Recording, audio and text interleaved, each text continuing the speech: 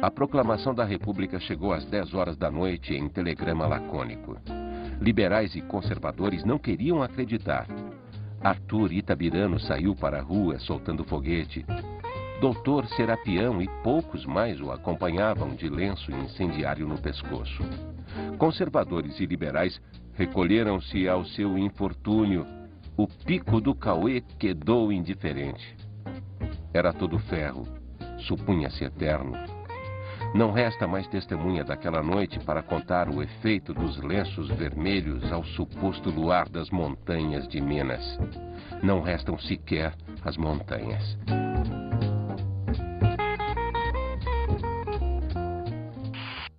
Olá, você acabou de ouvir uma poesia do Carlos Drummond de Andrade, o 15 de novembro.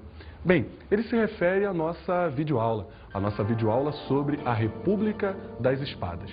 A República das Espadas foi a primeira fase do período republicano da história do Brasil. Mas antes vamos voltar um pouquinho no tempo para analisarmos como é que essa proclamação da República aconteceu. Bem, voltamos para perceber que a proclamação da República no Brasil é o resultado do isolamento da monarquia de Dom Pedro II. Esse isolamento decorre de vários fatores, de várias questões.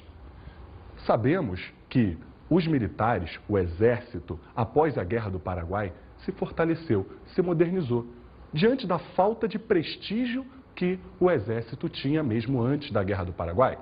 Com a modernização e o fortalecimento do exército após o conflito, o exército passou a questionar não só privilégios, mas também participação política e liberdade de expressão. Coisas que o império de Dom Pedro II não lhes dava. Logo, o exército passou a fazer oposição a Dom Pedro II. Não esqueçamos que a igreja, por causa da questão do padroado, do beneplácito e da prisão dos bispos de Olinda e Belém, por Dom Pedro II, o clero também retirou seu apoio à monarquia de Dom Pedro II. Você está percebendo que a monarquia está se isolando e será facilmente derrubada, principalmente com a ação dos cafeicultores do Oeste Paulista, que reivindicavam uma maior participação política e também reivindicavam que o governo lhes desse as medidas que precisavam. Medidas modernizantes, como a construção de ferrovias, além de incentivos para a vinda de imigrantes para trabalharem nas fazendas de café do Oeste Paulista. Além disso, não podemos deixar de mencionar o avanço das classes médias urbanas que gradativamente vão se engajando tanto no movimento abolicionista quanto no movimento republicano. Esse movimento republicano, mais tarde, conta com a adesão não só do Exército, mas também dos cafeicultores do Oeste Paulista, tanto que esses chegam, inclusive, a formar o Partido Republicano Paulista. Percebemos, então, que Dom Pedro II praticamente perdeu boa parte do seu poder político e dos setores que o apoiavam. E a bomba história, no dia 13 de maio de 1888. A gente sabe que no dia 13 de maio, a princesa Isabel declara a Lei Áurea, a libertação dos escravos.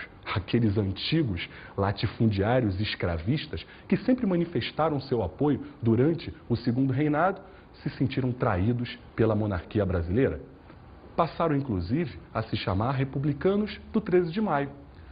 Completou-se assim o isolamento de Dom Pedro II. No dia 15 de novembro de 1889, então, o que nós temos? A proclamação da República sob a liderança de Marechal Deodoro da Fonseca. Marechal Deodoro, membro da alta cúpula militar, que se articulou aos cafeicultores do Oeste Paulista com o objetivo de proclamar a República no Brasil, mantendo a ordem dentro da conjuntura positivista e evitando maiores dissensões e maiores convulsões sociais dentro dessa lógica de proclamação da República. Como já dizia um dos ministros do governo provisório, o primeiro governo republicano, o povo assistiu bestializado à proclamação da República, sem participar deste processo, desta transformação política.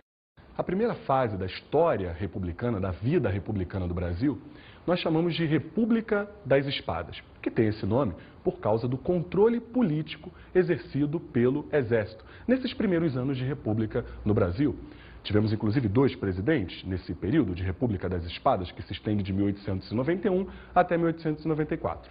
O primeiro presidente, Marechal Deodoro da Fonseca, e mais tarde, Floriano Peixoto, também marechal. A República das Espadas inicia-se, na verdade, pelo governo provisório. O governo provisório era presidido pelo Marechal Deodoro da Fonseca. E entre as suas medidas mais importantes, temos que destacar a supressão da Constituição do ano de 1824, além da suspensão do Senado e da Câmara dos Deputados. Agora, para que suspender essas instituições? Temos que lembrar que essas instituições ainda eram instituições controladas pelos monarquistas. Havia uma grande predominância de monarquistas entre o Senado e entre a Câmara dos Deputados. O Senado, que era vitalício, inclusive. A Constituição de 1824 era uma Constituição monárquica. Logo, Marechal Deodoro da Fonseca passou a governar por decretos-leis dentro desse governo provisório. Outra medida importante foi o banimento da família real. O Marechal Deodoro entregou uma carta, você está acompanhando na imagem, o Marechal Deodoro entregou uma carta ao Dom Pedro II solicitando que a família real se retirasse do Brasil. Mas você deve estar se perguntando, professor, eu tive uma vez em Petrópolis e vi os restos da família real lá. Em 1921, foi autorizada a vinda da família real, ou seja, o fim dessa medida do banimento, para que os restos mortais da família real, de Dom Pedro II e de Teresa Cristina, fossem colocados em Petrópolis, uma cidade no Rio de Janeiro, e estão lá até hoje abertos à visitação. Uma outra medida importante desse governo provisório é a transformação das antigas províncias em estados. Estados que, a partir da Constituição de 1891, acabaram ganhando bastante autonomia. Quando eu falo em autonomia, significa que os estados, inclusive, poderiam cobrar seus próprios impostos sobre a indústria, sobre o comércio, inclusive poderiam fazer as suas próprias leis estaduais. Você sabia disso? Bem, uma outra medida importante é a criação da bandeira nacional. A bandeira republicana, a bandeira que a gente tem hoje. Você deve estar acompanhando nas imagens a bandeira do Brasil Império e a bandeira nova, a bandeira do Brasil Republicano, a bandeira que nós temos hoje. A diferença básica é a questão do brasão. A bandeira do Brasil Imperial tem um brasão no centro e a bandeira do Brasil Republicano tem aquele globo azul com a faixa Ordem e Progresso. Você está lembrado, né? É aquele lema do positivismo. As estrelinhas representando as unidades da federação. Não podemos esquecer que nesse século XIX, a quantidade de imigrantes que estão entrando no Brasil é enorme. E o que fizeram com esses imigrantes? O governo provisório concedeu um amplo programa de naturalização desses imigrantes. Não era nada obrigatório, não era obrigatório, tá? Porém, o imigrante que quisesse se naturalizar brasileiro, podia, bastava ter residência própria ou ser, por residência aqui no Brasil, é claro, ou ser casado com uma brasileira. Uma outra medida desse governo provisório é a separação entre igreja e Estado. Nós já estudamos, nós já vimos que no Brasil imperial, no segundo reinado, na verdade desde o primeiro reinado da Constituição de 1824, a Igreja Católica sofreu uma forte influência do Estado imperial. Através de 2 medidas, o padroado e o beneplácito. Sei que você lembra disso. Bem, essas medidas, como nós vimos, irritaram bastante a Igreja Católica, principalmente a partir da prisão dos bispos de Olinda e Belém. Essa prisão acabou gerando um mal-estar entre o Estado Imperial e a Igreja Católica, que logo tratou de retirar o seu apoio a Dom Pedro II, contribuindo para o isolamento da monarquia. O Estado republicano, o governo provisório, tratou de separar a Igreja do Estado. Dessa maneira, o Estado passou a ser um Estado laico, não exercendo nenhuma influência e não tendo nenhuma relação com a Igreja Católica. A partir dessa medida, os cemitérios passaram a ser secularizados, ou seja, administrados pelo Estado. Além disso, o Estado passou a ser responsável pela expedição das certidões de casamento e de nascimento. Também temos que destacar que o governo provisório realizou a reforma do Código Penal brasileiro. Entre as medidas mais importantes, algumas nos chamam a atenção, como a proibição de greves e de associações de imigrantes. Nós sabemos que muitos imigrantes que vieram da Europa nesse período, desde o século XIX, traziam ideologias em suas mentes, como o anarquismo e o socialismo. Essas ideologias contribuíam para que esses imigrantes lutassem pelas melhorias das condições de trabalho. Percebe então que quando o Estado proíbe greves e associações de imigrantes, procura desmobilizar qualquer movimento social que questione as péssimas condições do trabalhador no Brasil do início do século XX. Bem, uma outra medida, e agora não mais política, uma medida econômica desse nosso governo provisório, chama-se encilhamento. Uma política econômica adotada pelo ministro da Fazenda, Rui Barbosa. Você sabe o que Rui Barbosa queria fazer, queria produzir com esse encilhamento? Rui Barbosa encarnava o pensamento positivista do progresso. E progresso para os militares significa industrialização. O progresso industrial é o objetivo do Rui Barbosa quando faz o encilhamento. O objetivo dele é esse. Porém, no Brasil haviam alguns obstáculos ao desenvolvimento industrial. Entre esses obstáculos, a gente tem que citar a ausência de moeda, de meio circulante no mercado. Por quê? Um dos fatores que explica isso é o avanço da mão de obra assalariada, imigrante, que fez com que o dinheiro disponível no mercado se esgotasse. Além disso, a falta de investimentos em indústrias dificultava qualquer programa de industrialização. Qual foi o pensamento do Rui Barbosa? Olha que pensamento, hein? O Estado passou a imprimir moedas, imprimir dinheiro, sem lastro-ouro. Você sabe o que é lastro-ouro? O lastro-ouro é aquilo que dá valor ao dinheiro. Como assim dá valor ao dinheiro? Para cada quantidade de moeda que havia no mercado do início do século XX, havia uma determinada quantidade de ouro nas reservas do Tesouro Nacional. Hoje a gente sabe que o padrão monetário é o dólar, mas na época o padrão monetário era o ouro. Quando Rui Barbosa emite papel moeda sem lastro-ouro, o que acontece com essa moeda? Essa é uma moeda desvalorizada. Percebe então que, muito mais do que projetar qualquer modelo de industrialização, o Rui Barbosa acabou gerando a desvalorização da moeda, a inflação e uma profunda crise econômica no Brasil do início do século XX. Você deve estar perguntando, mas professor, que encilhamento, que nome esquisito. Acontece que muitas pessoas resolveram abrir indústrias, até mesmo no papel, indústrias de papel, indústrias fantasmas. Tudo isso para obter muito crédito, muitos recursos do Rui Barbosa, dessa emissão de papel moeda. Obter recursos. E essas pessoas atraídas pelos recursos, sabe o que elas faziam? Elas iam para as bolsas de valores e começavam a especular, querendo dinheiro, num movimento parecido com as apostas de cavalos nos jockeys. Essas apostas eram chamadas de encilhamento. O nome você já viu. Bem, a Assembleia Constituinte foi convocada pelo Marechal Deodoro da Fonseca e ela tinha como objetivo a confecção daquela que seria a primeira Constituição da República Brasileira, elaborada no ano de 1891. Bem, vamos analisar alguns pontos dessa Constituição, da Constituição de 1891, a primeira Constituição do Brasil republicano. Ela era uma Constituição pequena, tinha um pouco mais de 90 artigos. Vamos aos tópicos? O primeiro tópico importante é a criação de uma república federativa e representativa. Como assim federativa? Uma república que era dividida em estados. Nós já falamos, estados com grande autonomia, as unidades da federação. Inclusive, o governo federal só poderia intervir nos estados para manutenção da ordem republicana e, especialmente, em caso de invasões estrangeiras, reservando-se assim a autonomia desses estados.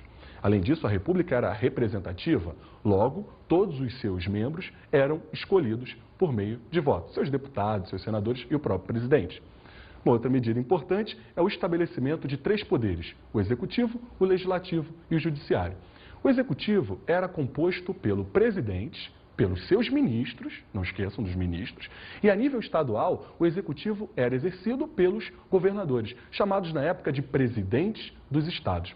O legislativo no Brasil, desde 1891, nós falamos que é um legislativo bicameral. Existe a Câmara dos Deputados e o Senado. O judiciário era composto pelo Supremo Tribunal Federal, né? Era o órgão máximo do judiciário. Bem, uma outra medida de destaque é a criação do serviço militar obrigatório, uma medida que existe até os nossos dias. Destaque também para os direitos dos cidadãos. Direitos, inclusive, que aparecem na nossa Constituição, na Constituição atual de 1988. Vamos a eles. O direito de propriedade, o direito de liberdade, o direito de habeas corpus e a abolição da pena de morte. A abolição da pena de morte, inclusive, era um tema muito polêmico. Durante o Segundo Reinado, algumas pessoas, inclusive, chegaram a ser mortas, condenadas à morte, e isso revoltava bastante gente. Bem, também precisamos falar sobre a questão do voto no Brasil, e a Constituição de 1891 também regulava isso. Bem, a Constituição dizia que o sufrágio seria universal, ou seja, não havia necessidade de comprovação de renda, logo, o voto não era censitário. Aí você deve estar pensando, né? Nossa, a partir de agora, professor, todas as pessoas irão votar no Brasil. Calma, nós vamos gerar novos mecanismos, novas ferramentas de exclusão política da grande massa. O sufrágio era masculino, logo as mulheres não votavam. Além disso, o sufrágio, o voto, era aberto, logo o voto não era secreto. Como assim, professor? Um voto não secreto? O voto aberto é aquele voto que você precisa declarar a sua intenção de voto. Você precisa dizer, olha, eu vou votar no candidato fulano de tal. Isso abre espaço para manipulação política. Como assim? É simples, eu coloco um jagunço meu. Imagina que eu sou latifundiário, né? Eu sou um coronel. Eu coloco um jagunço meu próximo às zonas eleitorais para ver se realmente você que, digamos, um personagem histórico, é aquele meu comandado a nível local, aquele cara que trabalha para mim, um camponês, eu vou checar se você está votando no meu candidato. Ai de você se você não votar nele, hein? Bem, além disso, o voto era apenas para maiores de 21 anos e alfabetizados. Somente alfabetizados votavam. Como é que isso acontece? Era um chamado de voto de capacidades. Só pessoas com capacidades e alfabetizadas poderiam votar. Só para você ter uma ideia, somente cerca de 5% da população brasileira preenchia todas essas condições. A quantidade de pessoas analfabetas no Brasil era algo surpreendente, um problema que ainda custamos a erradicar mesmo em dias atuais. Além disso, não votavam nem padres, nem mendigos, nem soldados. Como você percebeu, boa parte da população brasileira ficava excluída do processo eleitoral. Vou chamar uma enquete, vamos saber qual é a opinião da galera sobre algumas questões que apareceram nessa Constituição de 1891, algumas que existem até hoje, como a questão da obrigatoriedade do serviço militar no Brasil. Vamos lá, vamos ver o que o pessoal da rua pensa. E o que você acha, qual é a sua opinião sobre o serviço militar obrigatório? Olha, eu fui lá, fiz toda a papelada lá, até que eu fiz umas palhaçadas lá, o cara... Você fez palhaçada? Claro, porque já era uma palhaçada eu ser obrigado a ir lá. Já é uma palhaçada agora no dia 3 de outubro eu tenho que ir votar. Obrigado a votar. Então como que um país vai ser democrático se eu sou obrigado a completar 17 anos e se apresentar no exército? Cada um devia ter sua opinião e se o cara, tipo, ele quer servir, ele vai, ele serve. Se o cara não quer, não precisava ir lá e solicitar, entendeu? Tem chance de ser facultativo pelo fato de existir bastante contingente. Qual que é a sua opinião sobre o voto obrigatório? Eu acho que não deve ser obrigatório. O voto concordo, mas é ruim que as pessoas que querem votar, elas não sabem que, tipo, se elege, não sabem o porquê que elas estão lá, elas querem ganhar dinheiro. Hoje em dia é assim, só dinheiro. Acho que devia ser facultativo. E analfabeto não devia votar. Por quê? Pelo fato de eles não... Acho que tem que ter uma formação boa para você escolher quem tá mandando, quem tá escolhendo as coisas por você. E o voto obrigatório, você concorda? Isso aí também é complicado. Com 16 anos você pode votar e para tirar uma carteira de habilitação tem que tirar com 18. Para eleger uma pessoa para mandar na cidade, o pessoal pode. Mas que Não concorda? não concordo. Se não fosse obrigatório, não iria votar.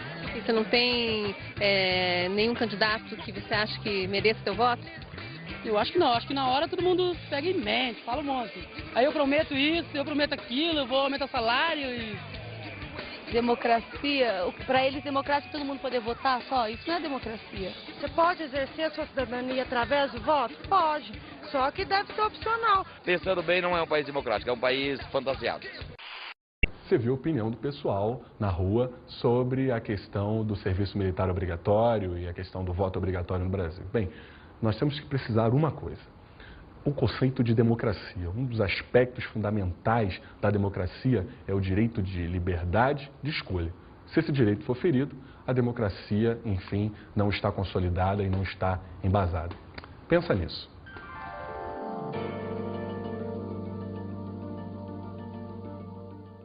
Bem, a Constituição de 1891 previa que o primeiro presidente, isso é uma espécie de dispositivo transitório, hein? Isso não é regra. Previa que o primeiro presidente e o primeiro vice-presidente dessa república seriam escolhidos pelo voto indireto. E foi o que aconteceu. Foram eleitos Marechal Deodoro da Fonseca como presidente e como vice Floriano Peixoto. Repare que Floriano Peixoto era de uma chapa diferente do Deodoro. Na época, você votava para presidente e para vice-presidente em separado. Marechal Deodoro da Fonseca e Floriano Peixoto eram, a princípio, rivais políticos. Com a eleição do Marechal Deodoro da Fonseca, ficou muito clara a oposição entre Marechal Deodoro e o Congresso, composto pelos latifundiários. Sabe por que dessa oposição? Essa oposição acontecia porque Marechal Deodoro da Fonseca, marechal militar, acostumado a dar ordens, era extremamente centralizador e não abria espaço de participação política para os latifundiários do Congresso. Logo, os latifundiários começaram a realizar oposição ao Deodoro, oposição essa ampliada com a nomeação do Barão de Lucena para o Ministério da Fazenda, por Deodoro. Barão de Lucena era ligado à velha ala monarquista no Brasil, que levantou suspeitas dos latifundiários. Diante de tanta oposição, Deodoro, em 1891, decretou o estado de sítio no Brasil, fechando o Congresso e decretando a prisão de militares da oposição. O resultado foi o aparecimento de um conjunto de manifestações contra o Deodoro da Fonseca. Entre essas manifestações, podemos destacar o levante do Exército comandado pelo Marechal Floriano Peixoto, a greve de trabalhadores da Estrada de Ferro Central do Brasil, uma das primeiras greves organizadas no Brasil na época.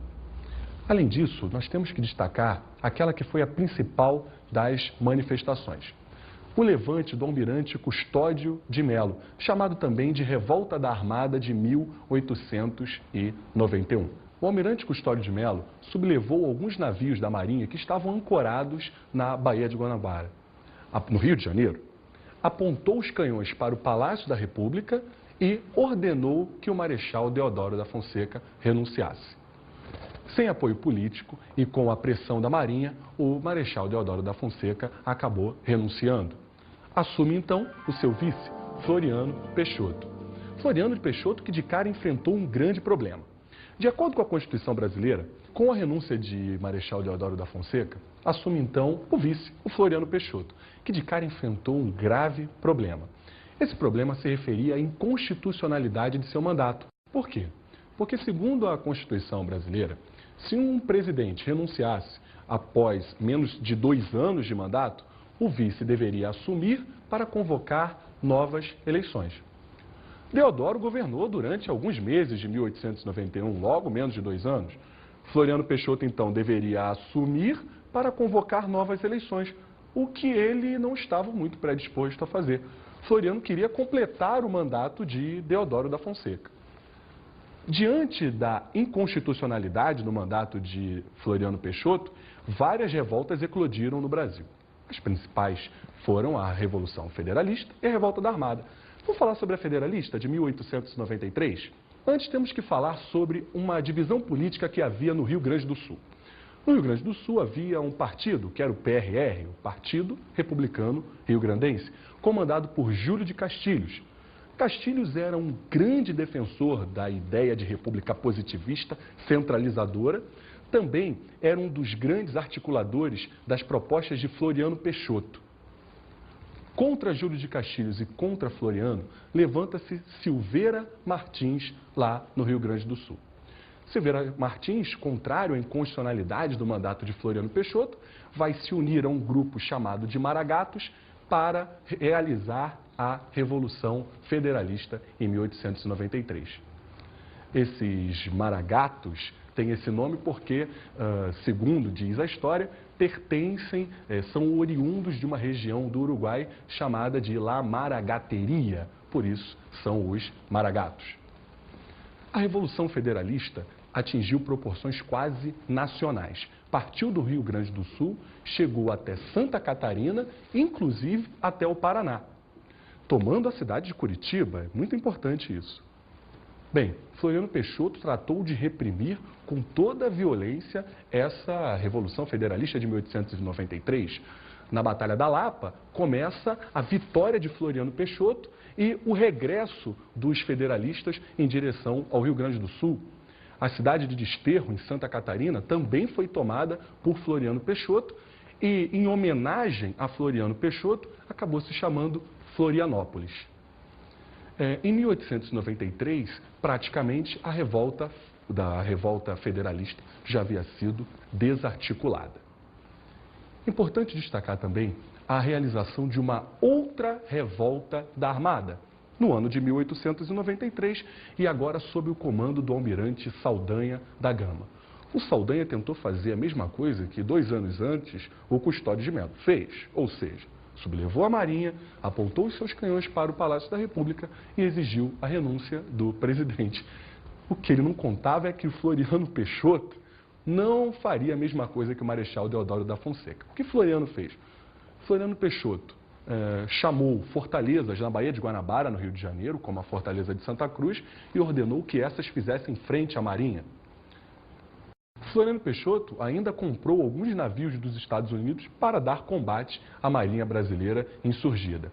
Percebe que foi praticamente uma guerra entre forças armadas no Brasil. Ao contrário do que você deve estar pensando, Floriano Peixoto até tinha apoio dos cafeicultores, dos latifundiários. Os latifundiários viam no Floriano Peixoto um presidente de um autoritarismo mais moderado, porém suficiente para combater qualquer vestígio de monarquismo no Brasil, que ainda havia, inclusive, entre setores da Marinha. O governo Floriano Peixoto acaba com a eleição de Prudente de Moraes, aquele que viria a ser o primeiro presidente civil do Brasil e inauguraria uma nova era republicana que nós chamamos de República Oligárquica. Mas essa é uma outra videoaula. Vamos falar sobre a construção de um mito, um personagem histórico bastante importante para a história do Brasil, Tiradentes. Não sei se você já parou para pensar nisso, mas Tiradentes foi um rapaz que morreu pela República. Logo, durante o Império, ninguém dava a mínima para o Tiradentes. É claro, morreu pela República. Mas nos primeiros anos de República, Tiradentes foi mitificado pelo governo brasileiro. Com que objetivo? O que o governo queria era criar um mito que, ao defender a República, historicamente, no caso de Tiradentes, uma pessoa que morreu pelos ideais republicanos, o governo queria que a população se identificasse com a República. Logo, mitificar Tiradentes seria ideal. Aquele que 100 anos antes da proclamação da República morreu pela República. Lá na Inconfidência Mineira de 1789. Agora, se nós voltarmos um pouquinho, nós perceberemos que a República Brasileira foi proclamada pelas elites, oficiais militares, cafeicultores. Você está percebendo o porquê da importância de um mito popular para fazer com que o povo se identificasse ao republicanismo. É inclusive daí que vem a associação de imagens, a vinculação, a aproximação de imagens entre Tiradentes e a figura de Jesus Cristo. Às vezes nós não conseguimos distinguir a diferença. Tudo isso para fazer com que o Tiradentes se enquadrasse à população como um grande mito de defesa do republicanismo. Agora vamos àquele momento que você mais gosta, né? Vamos às dicas de estudo.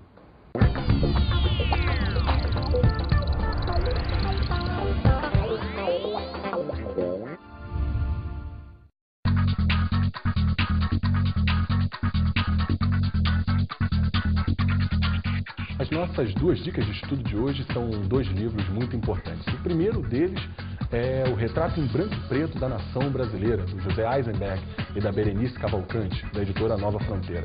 Um outro livro muito importante é A República Brasileira, do Lincoln de Abreu Pena, também da editora Nova Fronteira. Espero que vocês tenham gostado, me despeço aqui, até mais!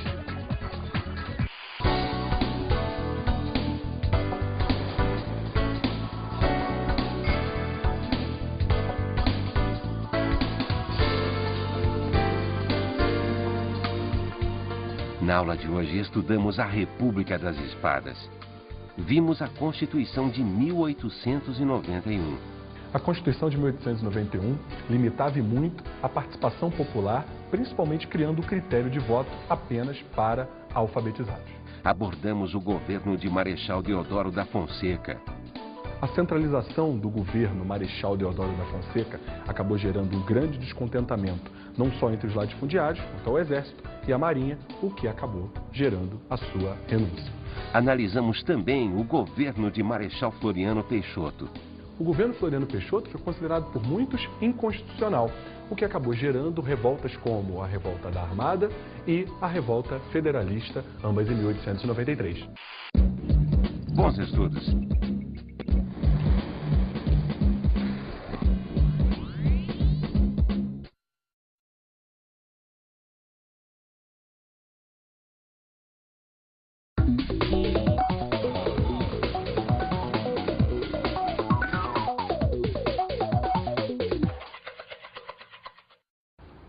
Agora, professor, esse é o nosso momento.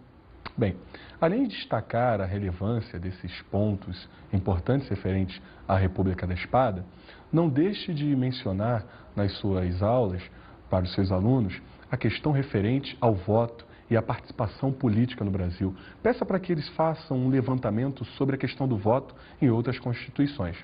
E boa aula!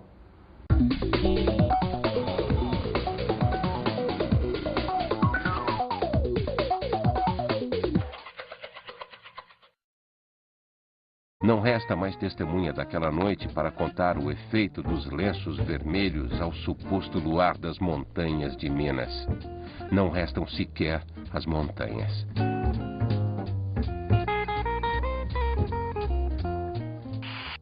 Olá, você acabou de ouvir uma poesia do Carlos Drummond de Andrade, o 15 de novembro.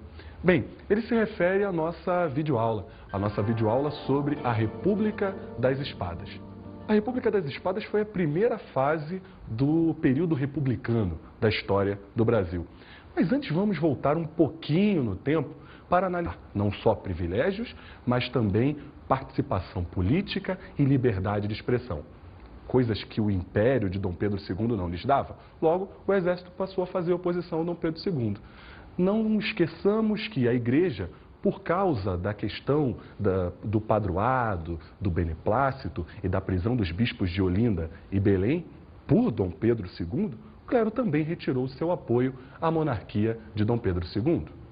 Você está percebendo que a monarquia está se isolando e será facilmente derrubada, principalmente com a ação dos cafeicultores do Oeste Paulista, que reivindicaram como é que essa proclamação da República aconteceu.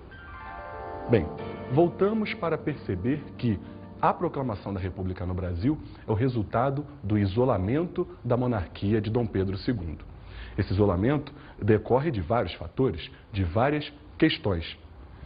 Sabemos que os militares, o exército, após a Guerra do Paraguai, se fortaleceu, se modernizou, diante da falta de prestígio que o exército tinha mesmo antes da Guerra do Paraguai. Com a modernização e o fortalecimento do Exército após o conflito, o Exército passou a questionar uma maior participação política e também reivindicavam que o governo lhes desse as medidas que precisavam. Medidas modernizantes como a construção de ferrovias, além de incentivos para a vinda de imigrantes para trabalharem nas fazendas de café do Oeste Paulista. Além disso, Não podemos deixar de mencionar o avanço das classes médias urbanas que gradativamente vão se engajando tanto no movimento abolicionista quanto no movimento republicano. Esse movimento republicano, mais tarde, conta com a adesão não só do Exército, mas também dos cafeicultores do Oeste Paulista, tanto que...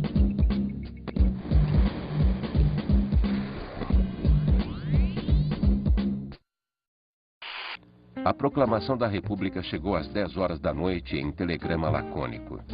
Liberais e conservadores não queriam acreditar. Arthur Itabirano saiu para a rua soltando foguete. Doutor Serapião e poucos mais o acompanhavam de lenço incendiário no pescoço. Conservadores e liberais recolheram-se ao seu infortúnio. O pico do Cauê quedou indiferente. Era todo ferro, supunha-se eterno.